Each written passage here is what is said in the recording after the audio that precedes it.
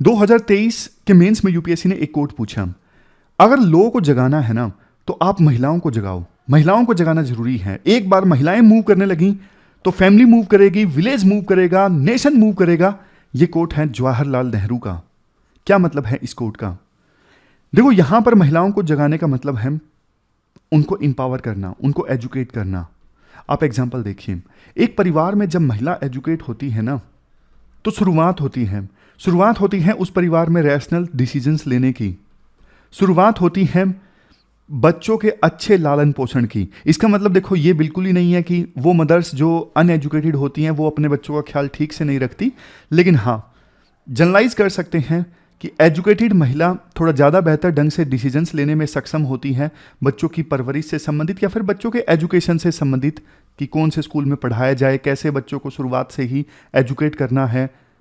महिला अगर एजुकेटेड है तो महिला जॉब करती है, परिवार में ज़्यादा इनकम आती है। बांग्लादेश में तो कितने सारे परिवारों को गरीबी रेखा से ऊपर लाया गया है, महिलाओं को ट्रेनिंग प्रोवाइड करके, वोकेशनल कोर्सेज प्रोवाइड करके लाखों महिलाओं की जॉब लगी है गारमेंट्स इंडस्ट्री में बांग्लादेश में। तो मतलब ये सारे एग्जाम्पल्स हैं कैसे एक महिला इंपावर होती है तो फैमिली मूव करती है, विलेज कैसे मूव करता है। देखो, महिला जब इंपावर्ड है, एजुकेटेड है, तो वो बिजनेस भी करती हैं, बिजनेस करती हैं तो और लोगों को भी जॉब मिलती हैं। यहाँ पे आप सेल्फ हेल्प ग्रुप्स का एग्जाम्पल दे सकते हो। सेल्फ हेल्प ग्रुप्स जिसमें 8-10 महिलाएं मिल के ग्रुप बनाती हैं कॉमन गोल को अचीव करने के लिए, जैसे एक्स्ट्रा इनकम कमाना।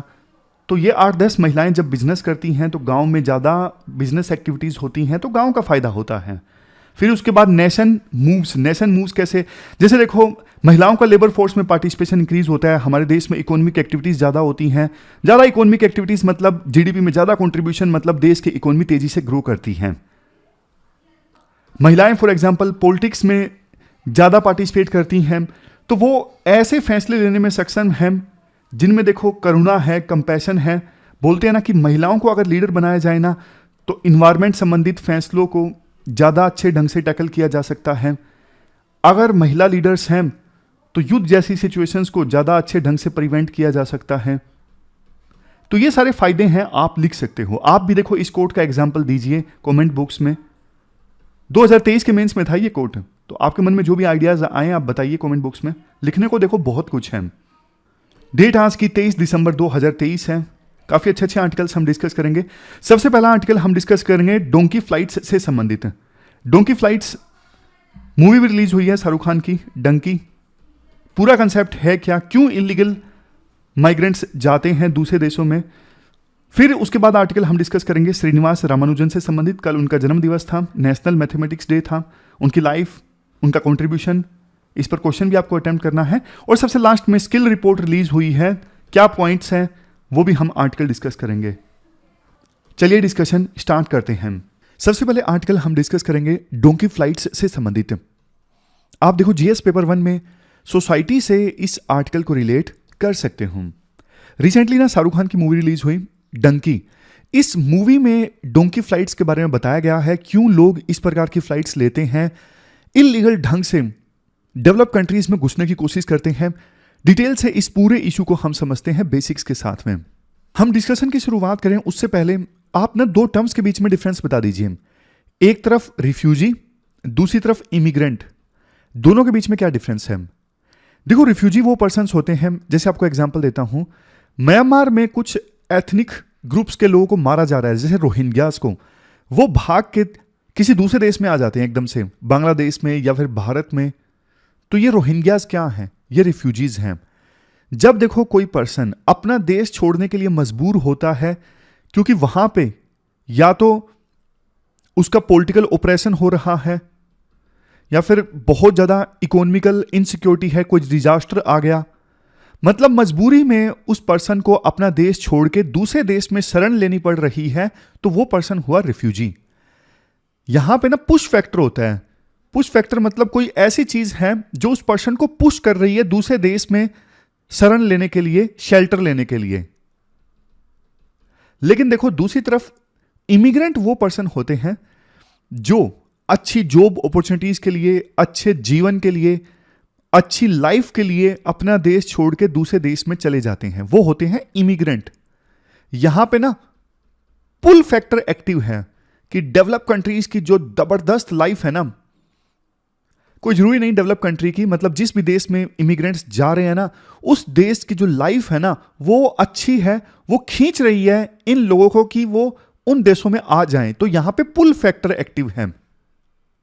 यहां पे इनकी कोई मजबूरी नहीं है एज सच, लेकिन वो अच्छा जीवन व्यतीत करने के लिए दूसरे देश में जाते हैं। फॉर एग्जाम्पल, बहुत से भारतीय, उनका इंडिया में ठीक चल रहा है, लेकिन उनको लगता है कि कनाडा में लाइफ और भी ज्यादा बढ़िया होगी, लाइफस्टाइल बढ़िया है, तो कनाडा उनको खींचता है, पुल करता है कि आप यहां आ जाओ, आपकी जिंदगी और भी बढ़िया होगी।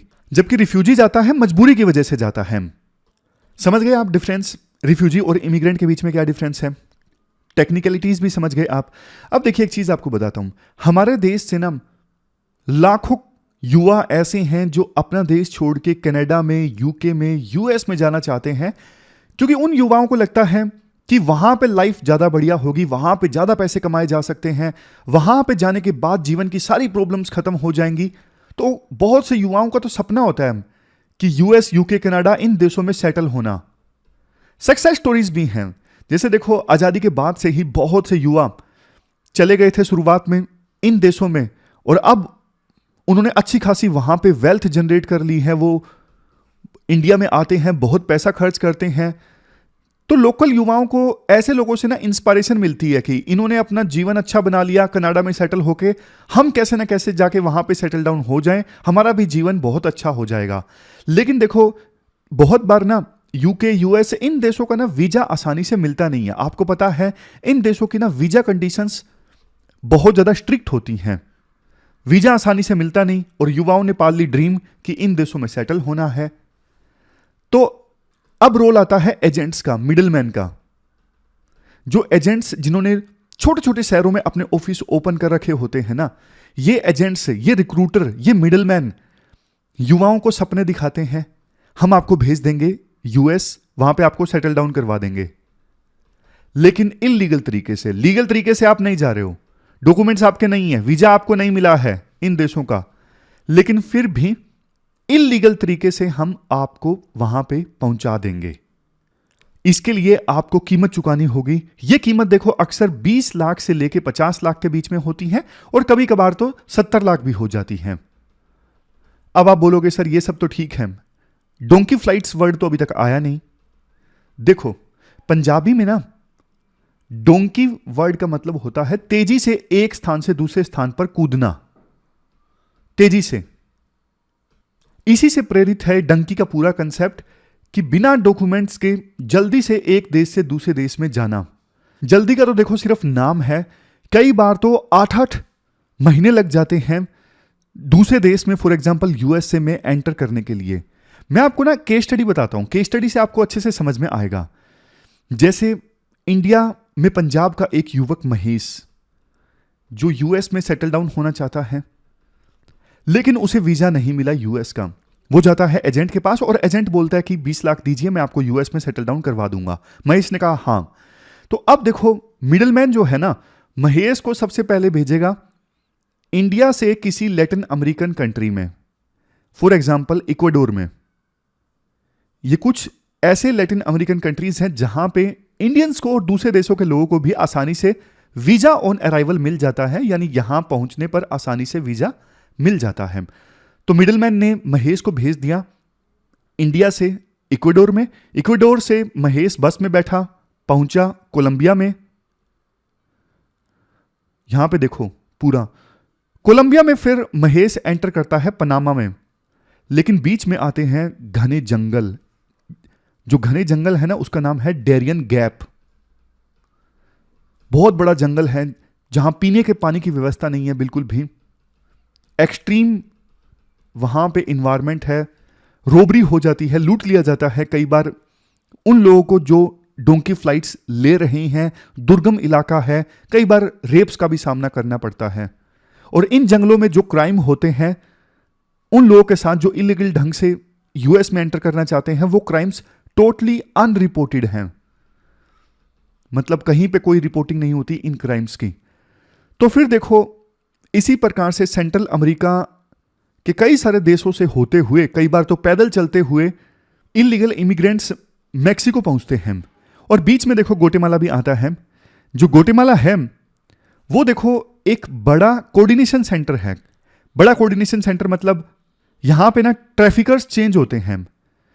इससे पहले का रूट अलग ट्रैफिकर्स ने कवर करवाया और यहां पे फिर अलग जो ट्रैफिकर्स हैं वो अपने हाथों में कमान संभालते हैं, जिनको मैक्सिको का पता है, जो मैक्सिको की पुलिस से बचना जानते हैं। मैक्सिको जब पहुंचते हैं ना इलीगल इमिग्रेंट्स, तो वहां पर होती है मैक्सिको पुलिस के साथ में लुका छिपी।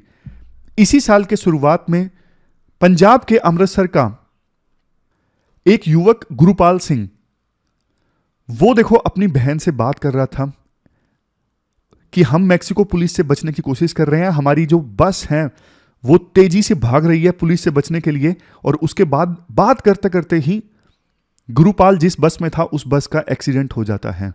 बड़ी मुश्किल से गुरुपाल की जो बॉडी है वो भारत में लाई जाती है। उसके बाद क्या होता है, देखो यूएस और मैक्सिको का जो बॉर्डर है वो बहुत बड़ा बॉर्डर है, 4000 किलोमीटर के आसपास का। यूएस की जो अथॉरिटीज है ना वो ज्यादा विरोध नहीं करती। यहां पे फेंसिंग है, जैसे भारत पाकिस्तान के बीच में फेंसिंग है, यूएस मैक्सिको के बीच में भी फेंसिंग है। और यूएस की जो अथॉरिटीज है ज्यादा विरोध नहीं करती जो इलीगल ढंग से घुसने की कोशिश करते हैं, क्योंकि यूएस की अथॉरिटीज ऑलमोस्ट सबको या ज्यादातर लोगों को गिरफ्तारी कर लेती हैं जो इलीगल ढंग से एंटर करते हैं। गिरफ्तार करके उनको एक कैंप में ले जाया जाता है। कैंप में ले जाके उनसे सबसे पहला क्वेश्चन ये पूछा जाता है कि आप यहां पे क्यों आए हो। अब यहां पे देखो जो इलीगल इमिग्रेंट्स है ना बहुत बार झूठ बोलते हैं, क्योंकि उनको पता है ये तरीका है यूएस में सेटल डाउन होने का, एसाइलम लेने का। वो बोलते हैं कि इंडिया में हमें जान का खतरा है, इंडिया में हमारा ऑपरेशन हो रहा था, जान बचा के हम इंडिया में भागे हैं इंडिया से और आपके देश में शरण लेना चाहते हैं। अगर देखो अथॉरिटीज को, यूएस की इमिग्रेशन अथॉरिटीज को पता लग गया ये बंदा या बंदी झूठ बोल रहा है, तो उसी समय उनको डिपोर्ट कर दिया जाता है। तो कन्विंस कराना होता है इलीगल इमिग्रेंट्स को, यूएस की अथॉरिटीज को, कि हम वास्तव में हमारी जान को खतरा था और हम यहां पे असाइलम लेना चाहते हैं, जान बचाने के लिए हम यूएस में आए हैं। देखो 1984 में जब कंडीशन खराब थी ना पंजाब में, तो बहुत सारे सिखों को यहां पे आसानी से असाइलम मिल जाता था। बट आज के समय में सिचुएशन ठीक है देश के हर इलाकों में, तो यूएस की अथॉरिटीज भी बहुत चालाक हो गई हैं। वो बहुत से इंडिया से आने वाले इलीगल इमिग्रेंट्स को वापस डिपोर्ट कर देती हैं। तो यूएस की केस स्टडी की सहायता से आपने पूरा समझ लिया कैसे ये डोंकी फ्लाइट्स चलती हैं, सिस्टम के लूप होल्स का फायदा उठाया जाता है। और कई बार तो देखो ऐसा होता है कि जो इलीगल ढंग से यूएस में जाना चाहते हैं ना, मिडिल मैन उनको बोलता है कि वेट कीजिए। जैसे पंजाब से आए युवक कई बार मुंबई में 2-2 महीने तक वेट करते हैं। मिडिल मैन उनको कहता है कि अभी मेरी सेटिंग नहीं हुई है, अभी डील नहीं हुई है ट्रैफिकर्स के साथ में, आप ब्राजील में वेट करोगे उससे अच्छा आप मुंबई में वेट कर लीजिए। तो इसी वजह से ना कई बार लंबी लंबी फ्लाइट्स हो जाती हैं, 8-8 महीने लग जाते हैं इंडिया से यूएस में एंटर होने के लिए। और वहां पे कई बार काम क्या किया जाता है इन इलीगल इमिग्रेंट्स के द्वारा, कार धोना, रेस्टोरेंट में वेटर का काम करना। देखो काम कोई भी खराब नहीं होता, हर एक काम में डिग्निटी है, हर एक काम की रिस्पेक्ट होनी चाहिए। लेकिन अगर देखो कोई बंदा अपने पोटेंशियल या टैलेंट के हिसाब से काम नहीं करता, तो फिर वो टैलेंट का भी, ह्यूमन रिसोर्स का भी एक प्रकार से वेस्टेज होता है। वो पर्सन जो इंडिया में अपनी स्किल के हिसाब से फॉर एग्जांपल इंजीनियरिंग की है तो अच्छा काम इंडिया में कर सकता था, अगर वही पर्सन फिर यूएसए में जाके सिर्फ कार धोने का काम करता है तो ये इंडिया के लिए कितना बड़ा नुकसान है। इंडिया के लिए कंसर्न ये है बहुत से टैलेंटेड लोग भी इलीगल तरीके से डेवलप कंट्रीज में चले जाते हैं, तो हमारे लिए ब्रेन ड्रेन होता है। अच्छे लोगों का जाना इंडिया के लिए नुकसान है। और देखो ये जो इलीगल ढंग से जाते हैं ना, इनको किस प्रकार का खतरा होता है, जैसे मैंने आपको बताया सबसे बड़ा खतरा तो यही है पकड़े जाने का खतरा। यूएस में पकड़े गए, डिपोर्ट कर दिया, बीच में पूरे रूट में कहीं पकड़े गए, वहां पे जेल में बंद कर दिया गया। बहुत बार जो ट्रैफिकर्स हैं वो मार देते हैं, उनको पेमेंट टाइम पे नहीं पहुंची वो गोली मार देते हैं कि हमारे किस काम का जब तुम हम पैसे ही नहीं दे रहे हो। इसके अलावा एक्सट्रीम इन्वायरमेंट का वो सामना करते हैं, बहुत बार एक्सट्रीम गर्मी, बहुत बार एक्सट्रीम सर्दी, कई बार इलीगल तरीके से उनको किसी डेवलप कंट्री में ले जाया जाता है और ट्रैफिकर को पता होता है इनके पास पासपोर्ट वगैरह नहीं है, तो वहां पे उनका शोषण किया जाता है, लेबर का काम करवाया जाता है। चूंकि देखो डोंकी फ्लाइट्स के यानी डंकी रूट के बहुत सारे ड्रॉबैक्स हैं। इवन जहां पे इलीगल इमिग्रेंट्स जा रहे हैं उस देश को भी नुकसान होता है। कई बार ये जो इमिग्रेंट्स हैं दूसरे देश के कल्चर में फिट नहीं हो पाते, फिर वहाँ की सोसाइटी में, फॉर एग्जांपल यूएसए की सोसाइटी में, यूके की सोसाइटी में भाईचारा जो है वो टूटता है, जो ये देश नहीं चाहते। तो क्या सॉल्यूशंस हैं इन चीज़ों को रोकने के लिए? सॉल्यूशंस देखो दो टाइप के। अब बहुत से जो हमारे पड़ोसी देशों से इलीगल ढंग से इमिग्रेंट्स इंडिया में आने चाहते हैं उनके लिए अलग सॉल्यूशंस हैं, और इंडिया के लोग यूएसए में, यूके में जाना चाहते हैं उनके लिए अलग से सॉल्यूशंस हैं। पहले हम उन सॉल्यूशंस की बात करते हैं। इंडिया से जो यूएस यूके में जाना चाहते हैं वो क्यों जाना चाहते हैं? उनको कई बार इंडिया में जॉब नहीं लग पाती, गरीबी एक रीज़न है। इसके अलावा वैसे देखो गरीबी तो पॉसिबल नहीं है रीज़न, क्योंकि बहुत बार ये जो इमिग्रेंट्स है ना, मिडिल मैन को 50-50 लाख रुपए तक देते हैं। तो जिसके पास 50 लाख रुपए है, जो अफोर्ड कर सकता है, वो गरीबी रेखा में तो नहीं आएगा। लेकिन फिर भी सरकार को ना जो करना चाहिए इनको रोकने के लिए, सबसे पहले सरकार मिडिल मैन और जो डोंकर हैं, एजेंट हैं, उन पर लगाम लगाए सरकार, जो आसानी से युवाओं को सपने दिखा के फांस लेते हैं। फिर देखो सरकार जॉब अपॉर्चुनिटीज देश में जनरेट करे ताकि युवाओं को दूसरे देश में जाना ही नहीं पड़े। अगर जॉब उनको इंडिया में बढ़िया ढंग से मिलेगी तो सरकार बेहतर लाइफ प्रोवाइड करने की कोशिश करे। अब ये वो चीज़ है जिसमें टाइम लगेगा। एक रात में इंडिया में सब कुछ डेवलप कंट्री के हिसाब से नहीं हो सकता। देश तरक्की कर रहा है, टाइम लगेगा। अब उनकी बात करें, जैसे बांग्लादेश से जो इंडिया में इलीगल ढंग से आते हैं, उनके लिए तो देखो फिर बॉर्डर मजबूत किया जाए, जो बीएसएफ है उनको और ज़्यादा सशक्त बनाया जाए, वो और ज़्यादा बढ़िया ढंग से चौकसी कर सकें। हमारे देश में तो नेशनल रजिस्टर ऑफ सिटीजन्स हैं, देश में सिटीजन्स की पहचान करने के लिए ई माइग्रेशन वेबसाइट सरकार ने बनाई है। सरकार बहुत सारी चीज़ें कर रही है ताकि इलीगल इमिग्रेंट्स जो इंडिया में आए हैं उनको घुसने से रोका जा सके। तो ये पूरा आर्टिकल हमने डिस्कस किया डोंकी फ्लाइट्स से संबंधित। आप बताइए आपकी क्या ओपिनियन है इस इशू के ऊपर कमेंट बॉक्स में। चलिए चलते हैं अगले आर्टिकल। इसके बाद नेक्स्ट आर्टिकल श्रीनिवास रामानुजन से संबंधित है। बहुत ही ज़्यादा महान मैथमेटिशियन, जन्म इनका हुआ था 22 दिसंबर 1987 को। कल इनकी बर्थ एनिवर्सरी थी, और इनकी बर्थ एनिवर्सरी जब होती है ना, तो उस दिन को नेशनल मैथमेटिक्स डे के रूप में ऑब्जर्व किया जाता है। देखो इस आर्टिकल में हम बात करेंगे रामानुजन की लाइफ के बारे में, इन्होंने किन किन चीज़ों पर रिसर्च की, इनकी रिसर्च की एप्लीकेशंस क्या हैं, डिटेल से हम जानते हैं। यूपीएससी ने 2016 में रामानुजन के बारे में क्वेश्चन भी पूछा था। सबसे पहले जानते हैं इनकी लाइफ के बारे में। देखो उन्होंने सेल्फ एजुकेशन हासिल की। जैसे कई बार पूछते हैं कि आपने कोचिंग से कहाँ से ली? नहीं, मैंने कोचिंग नहीं ली, मैंने अपने आप से तैयारी की। तो उसी प्रकार से इन्होंने अपने आप से एजुकेशन हासिल की। इन्होंने मैथमेटिक्स में बहुत ज़्यादा एक्सीलेंस हासिल की, जबकि इन्होंने दूसरे सब्जेक्ट्स को नेग्लेक्ट कर दिया। ये अपने प्री यूनिवर्सिटी कोर्स को कंप्लीट नहीं कर सके थे। 1908 में इन्होंने पढ़ाई छोड़ दी, लेकिन इन्होंने मैथमेटिक्स में रिसर्च करना नहीं छोड़ा। 1910 तक ये गरीबी से संघर्ष करते रहे। उसके बाद रामचंद्र राव, ये डिस्ट्रिक्ट कलेक्टर थे नेल्लोर के, इन्होंने मंथली अलाउंस प्रोवाइड करना स्टार्ट किया अपनी जेब से। मतलब कितने अच्छे कलेक्टर थे ये रामचंद्रन राव, जिन्होंने अपनी जेब से मंथली अलाउंस प्रोवाइड करना स्टार्ट किया रामानुजन को, ताकि ये अपनी रिसर्च को परस्यू कर सकें। तो 2 सालों तक ऐसा चलता रहा। उसके बाद रामानुजन ने मद्रास पोर्ट ट्रस्ट में एक क्लर्क की नौकरी हासिल की और क्लर्क के तौर पे काम करना स्टार्ट कर दिया। उसके बाद इन्होंने ब्रिटिश मैथमेटिशियन G.H. हार्डी से संपर्क किया और उनके कहने पर इंग्लैंड चले गए 1914 में। 5 सालों तक रामानुजन G.H. हार्डी के साथ मिल के काम करते रहे 1914 से लेकर 1919 के बीच, और इस दौरान 20 से ज़्यादा रिसर्च पेपर्स को पब्लिश किया। और इसी दौरान उनको डॉक्टरेट की उपाधि से नवाजा गया था और रॉयल सोसाइटी का फेलो बनाया गया था। जब वो वापस आए 1919 में, तो उनकी रेपुटेशन तब तक काफ़ी ज़्यादा बन चुकी थी, मतलब ऐसी रेपुटेशन जो इससे पहले किसी भी इंडियन ने एंजॉय नहीं की थी। उसके बाद देखो 1 साल और तक वो जिंदा रहे और 1920 में उनकी डेथ हो गई। मतलब बहुत ही ज़्यादा यंग एज में इनकी डेथ हो गई। 33 साल के थे सिर्फ ये। 1887 में इनका जन्म हुआ था और 1920 में इनकी डेथ हो गई। और 33 साल की उम्र में इन्होंने कितनी ज़्यादा अचीवमेंट्स हासिल की। शुरू में कहा गया कि इनकी डेथ हुई है ट्यूबरक्लोसिस के कारण, लेकिन बाद में रिवाइज किया गया कि इनकी डेथ हुई है हेपेटिक एमोइबाइसिस के कारण। इस डिजीज़ में क्या होता है, बॉडी पर मल्टीपल एरियाज़ पर पस डेवलप हो जाता है। तो 1919 से लेकर 1920 के बीच रामानुजन इंडिया में रहे और इस दौरान उन्होंने बहुत ज़्यादा इंटेंसिटी के साथ अपने रिसर्च वर्क को कंटिन्यू किया। अब बात करते हैं रामानुजन के रिसर्च वर्क की।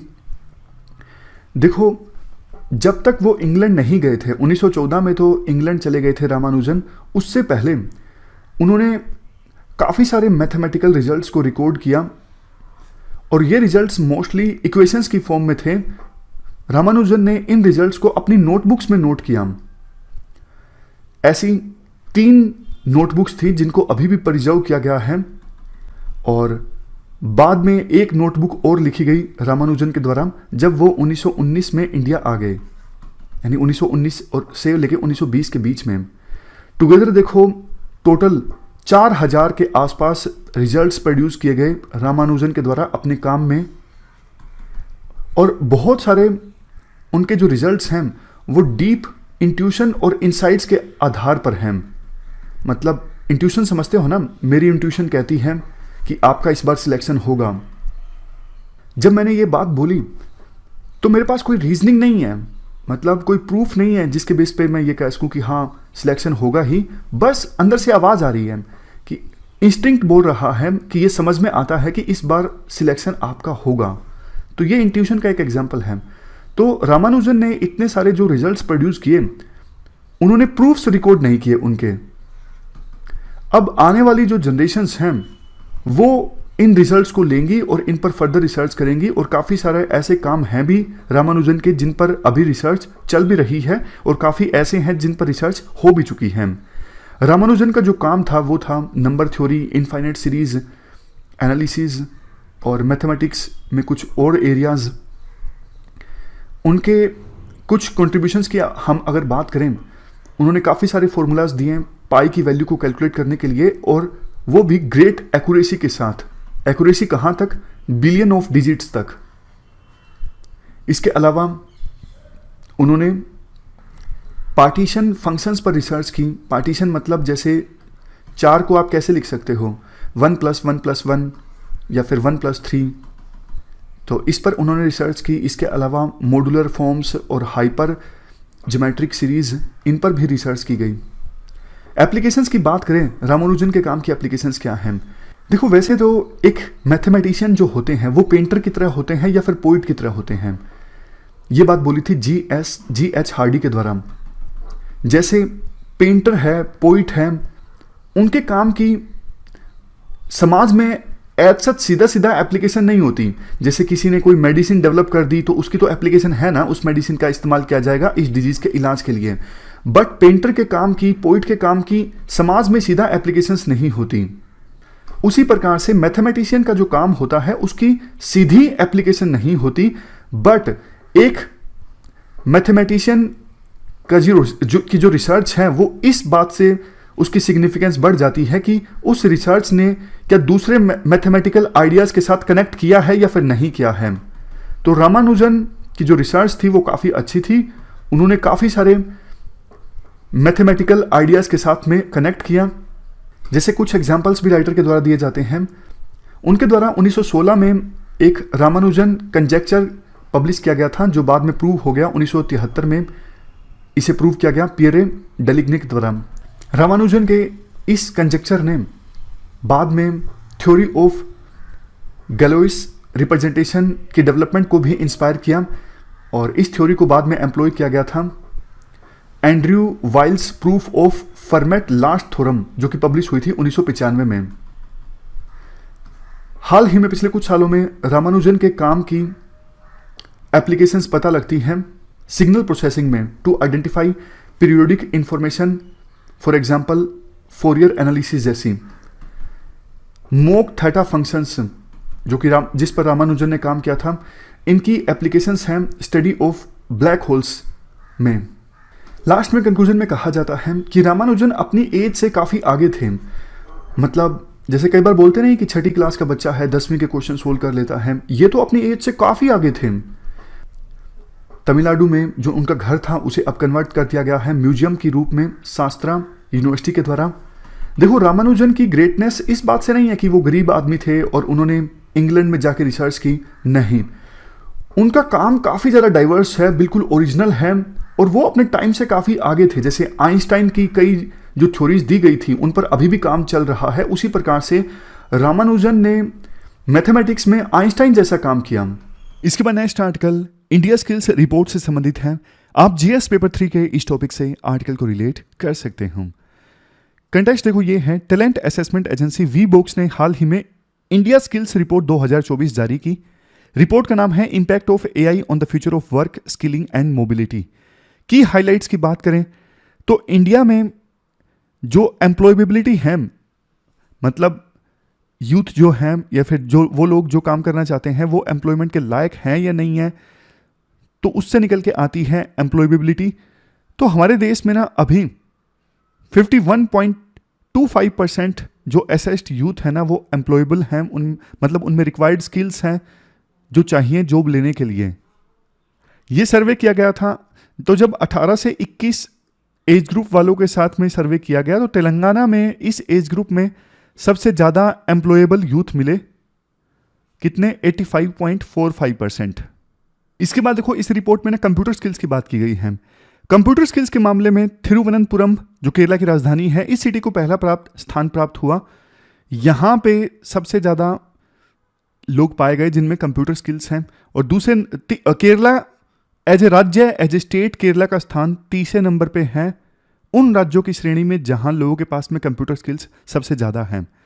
स्किल पेनिट्रेशन के मामले में इंडिया देखो काफ़ी आगे है, काफ़ी तेज़ी से इंडिया में स्किल पेनिट्रेट हो रही हैं। फिर इस रिपोर्ट में बोला गया महिलाओं का लेबर फोर्स में पार्टिसिपेशन इंक्रीज हुआ है, ये एक अच्छी चीज़ है। इसके बाद नेक्स्ट सेक्शन इस रिपोर्ट में फोकस किया जाता है एआई पर। एआई का क्या इंपैक्ट पड़ रहा है इंडिया की वर्कफोर्स पर। अगस्त 2023 तक इंडिया में देखो 4,16,000 एआई प्रोफेशनल्स थे और आवश्यकता थी 6,29,000 एआई प्रोफेशनल्स की। डिमांड ये है 2026 आते आते इंडिया में एआई प्रोफेशनल्स की डिमांड हो जाएगी 10 लाख। इंडिया में जो एआई इंडस्ट्री है 2025 तक होगी $28.8 बिलियन की, मतलब कंपाउंड एनुअल ग्रोथ रेट होगी 45% की।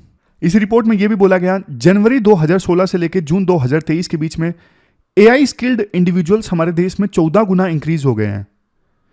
मतलब पूरे वर्ल्ड में जितना तेजी से एआई स्किल का पेनिट्रेशन हो रहा है, इंडिया में 3 गुना तेजी से एआई स्किल्स का पेनिट्रेशन हो रहा है।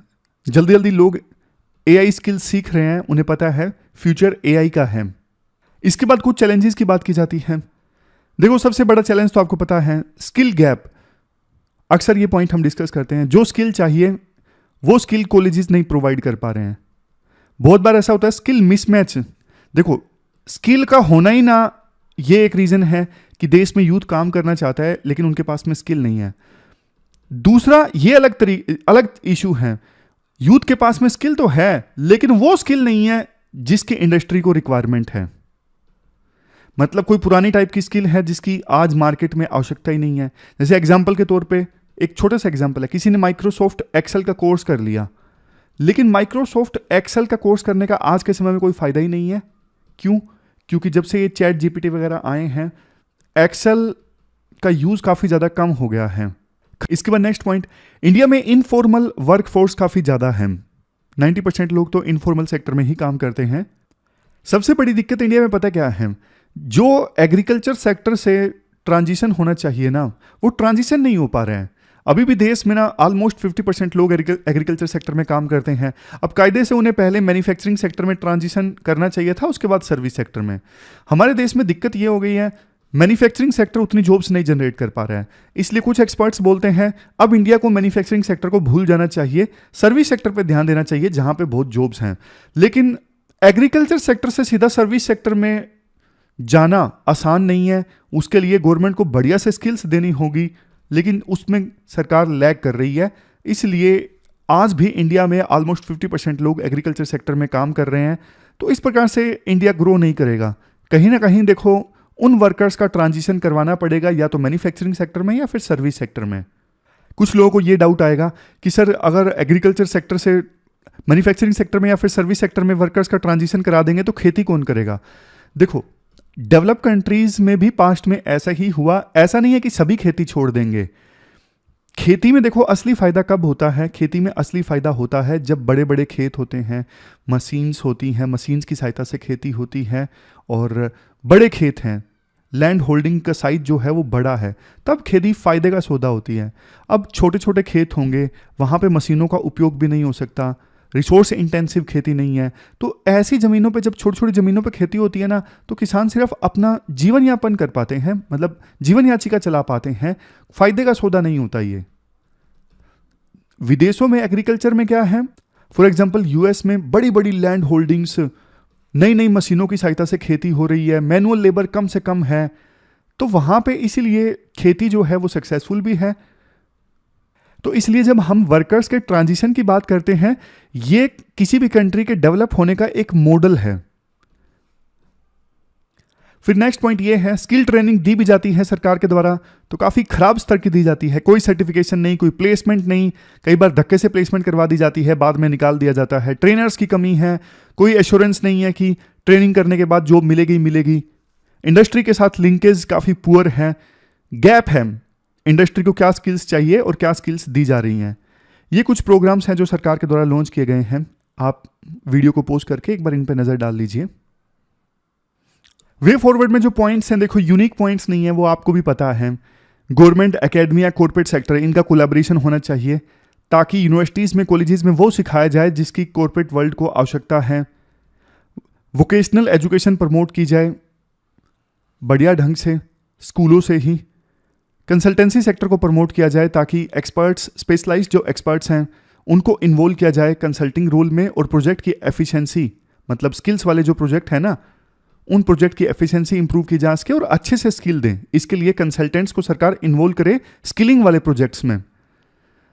इसके बाद नेक्स्ट, सरकार up skill and re skill पे भी ध्यान दे। अप स्किल मतलब एक लेवल ज़्यादा की स्किल, अब टेक्नोलॉजी नई आ गई है तो उसकी स्किल देना, समझ गए। मतलब आपकी फील्ड में कोई नया सॉफ्टवेयर आ गया, सॉफ्टवेयर को सिखाना, जैसे बैंक वाले एम्प्लॉयज़ को कंप्यूटर यूज़ करना हुआ, ये अप स्किलिंग हुआ।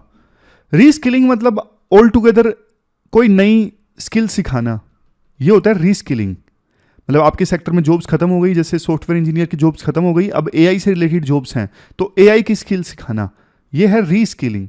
तो इन दोनों चीज़ों पे सरकार को ध्यान देने की आवश्यकता है।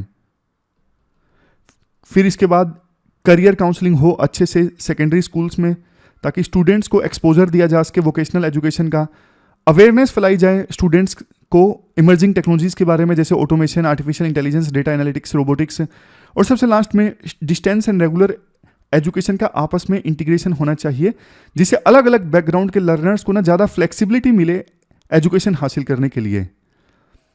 तो ये स्किल रिपोर्ट से संबंधित हमने आर्टिकल डिस्कस किया। लास्ट में क्वेश्चंस हम देख लेते हैं। ये दो क्वेश्चंस हैं जो आपको अटेम्प्ट करने हैं, दोनों मेंस के क्वेश्चंस हैं। पहला तो डोंकी फ्लाइट से संबंधित है और दूसरा क्वेश्चन श्रीनिवास रामानुजन से संबंधित है। दोनों क्वेश्चंस के आंसर आपको 250 वर्ड्स में देने हैं। pwonlyes.com पे जाके आप इन दोनों क्वेश्चंस का आंसर दे सकते हो। तो ये थी हमारी आज की डिस्कशन। कैसे लगी आपको डिस्कशन, आप बताइए कमेंट बॉक्स में। मंडे को मिलते हैं फिर से एक ज़बरदस्त डिस्कशन के साथ। तब तक के लिए आप अपना ख्याल रखिए, बढ़िया से पढ़िए, ठंड से बचे रहिए, खुश रहिए। Thank you very much for discussion.